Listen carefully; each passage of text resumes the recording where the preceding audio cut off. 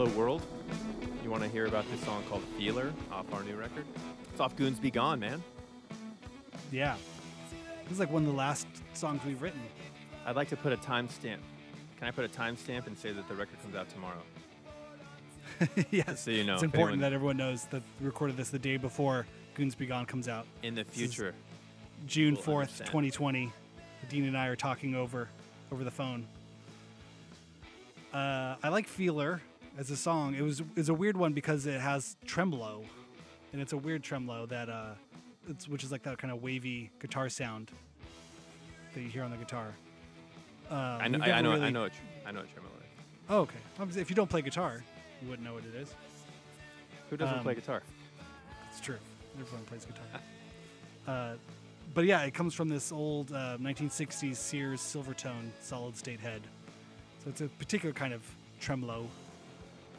But I remember, kind of messing around with that and like coming up with this riff that, kind of worked on the song. Yeah, I believe the working title was Trem.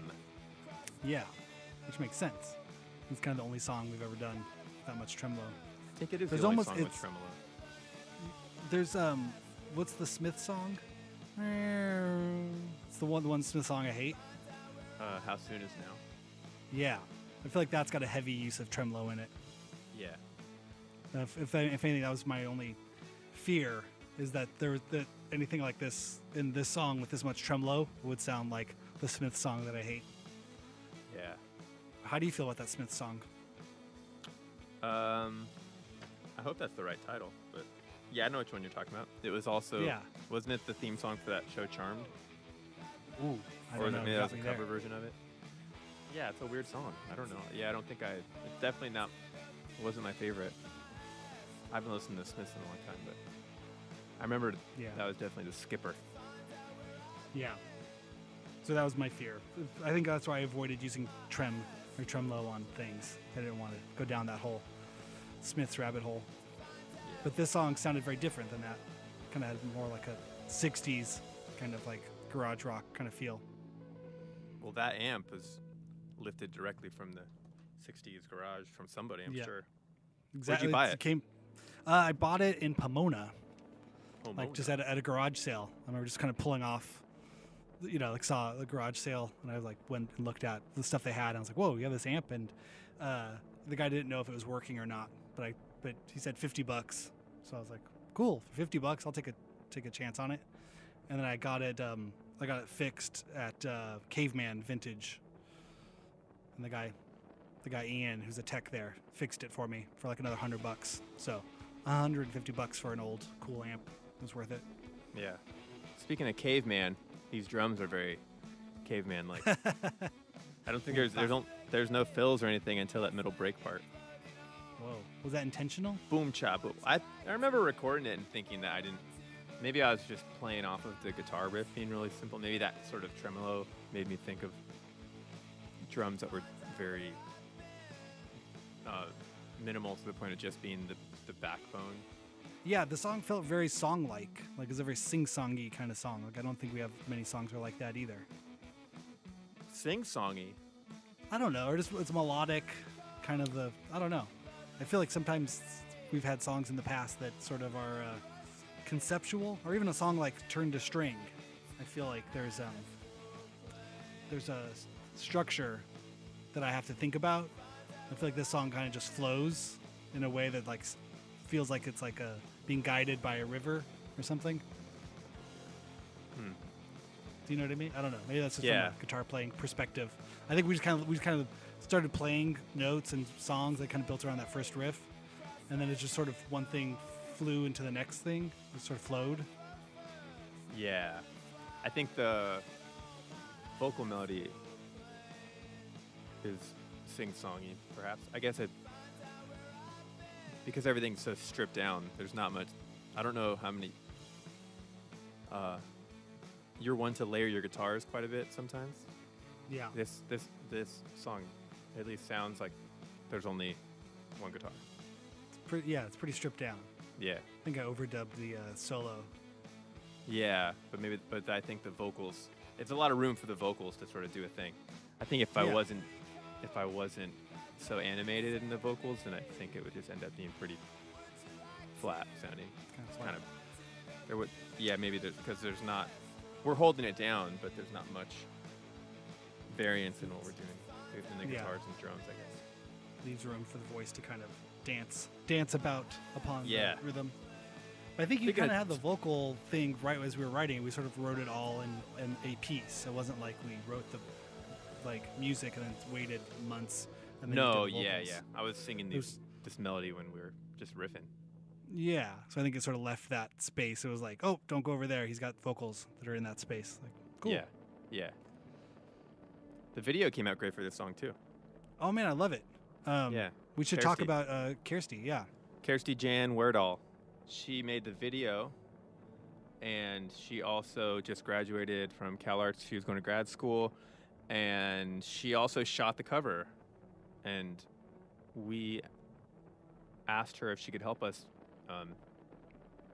with the cover, and so we went to her school and borrowed a bunch of equipment and went in the basement in the video film department. They have this interior of a house, a set, right? It's a house. There's a multiple rooms, sort of a fucked up mid-century kind of slightly dilapidated interior.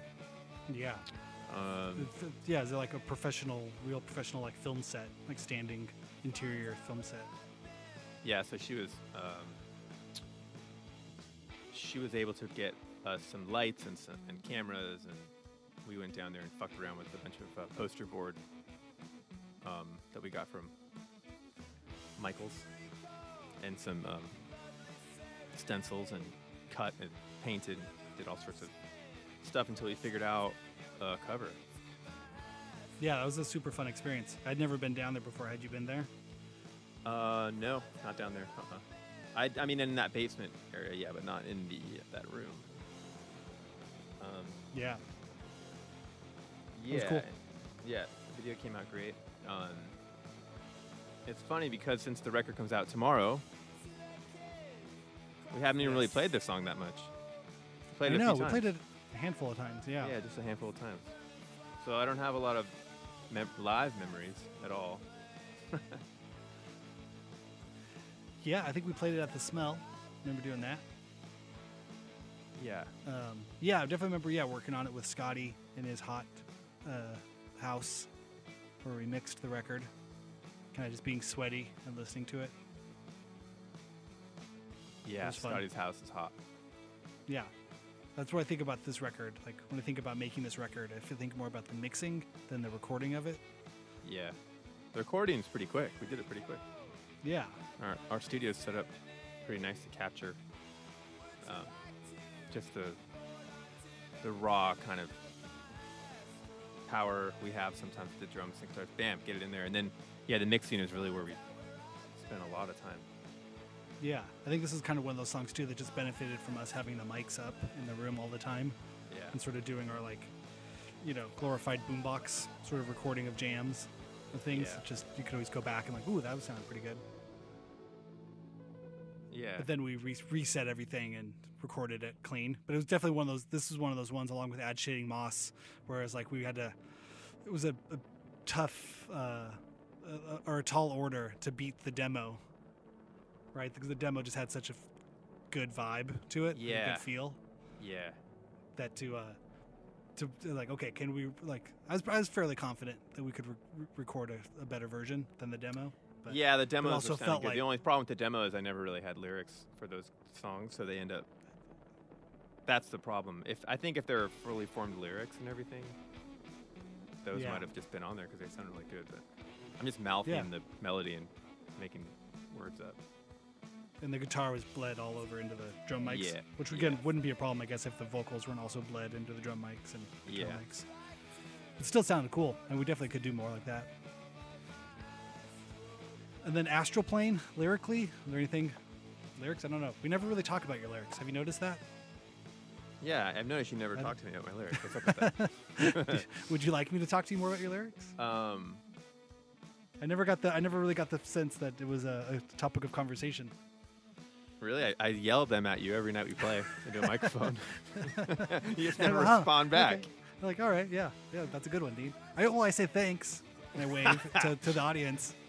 Say thanks for coming. You think yeah, I don't know. This song, maybe because we're referencing the 60s, and I was thinking, or at least the amp sound was referencing the 60s. I feel like lyrically, I was headed in this sort of. I was comparing, I think, this youthful energy from today to the 60s in a way that isn't really. There really is no comparison, and I feel like maybe because there's a sense of like back to nature and maybe the hippie movement and the contemporary hippie movement is,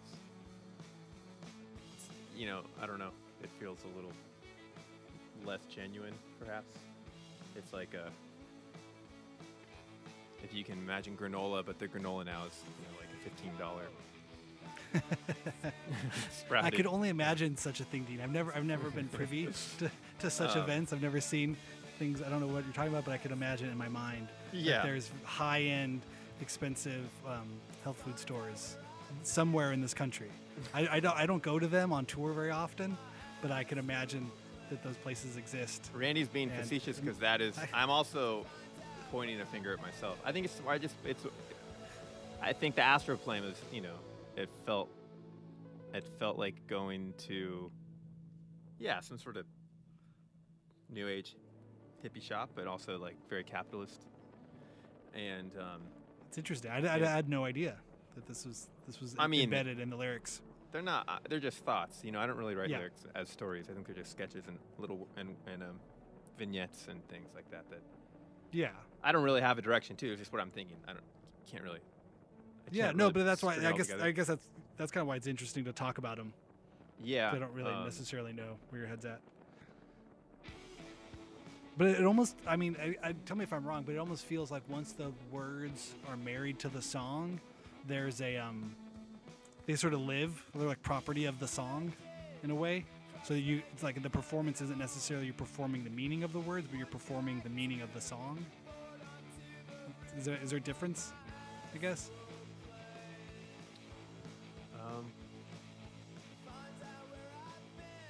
Yeah, I think it becomes all the pieces come together and form. It's like a photocopy. All the values become the same, and then I think as I sing it more and more, or as I hear it more, actually no, it's when I perform it more and more, then the meaning comes out. Because there's not a lot of most songs I have. I don't really dictate any kind of meaning to the words until they sort of reveal at some point what they mean. Yeah. I think it's sort of similar with like the guitar parts. Like I'll sometimes remember where I wrote a certain guitar part or what I was thinking when I wrote it, but after years of playing it, it just becomes that guitar part. Yeah. Maybe like a memory from a show where something gets tagged onto it or something, or a sense memory of something. There's like those funny little things that are tags. But that's sort of like when you're a kid though, and your memory forms, it changes because you have a photograph that you'll have. Mm-hmm. So are you remembering the photograph, or are you remembering the memory? Yeah, it just informs each other, I guess. Huh? Yeah, no, I think about that a lot. Just in terms of like the childhood, like, what am I actually remembering? Or what am I memorying? What am I remembering? Yeah. What are you I think suppressing? It's, oh, well, a great deal, I suppose. But but I think it's a lot of like smell things too. I think smells are almost like in that sort of way, like the club or the olfactory kind of sense. Kind of both.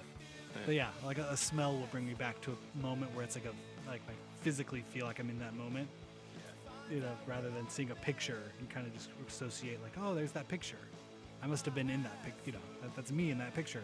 But I don't necessarily remember the picture being taken. Yeah. Is it just me, or does the song start louder? Like every time the song loops, I hear it way louder, and then it comes down. I don't know. No? I haven't noticed that.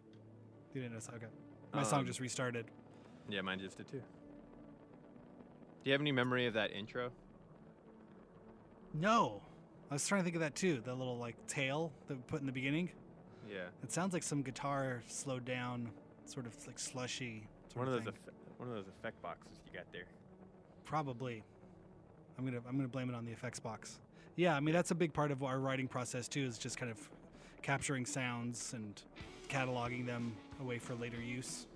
Yeah. And it's kind of nice when it works out that something comes together. Yeah. This song is very simple in that way, and we don't have a ton of samples going on throughout it. Yeah, there's this one kind of in the middle. When I go down to the F. Yeah. Kind of gets like a garbled shark. Yeah. Yep. Cool. All right. Well, I feel pretty good about that one. Yeah. Thanks for listening. That was Feeler. Adios. Yep.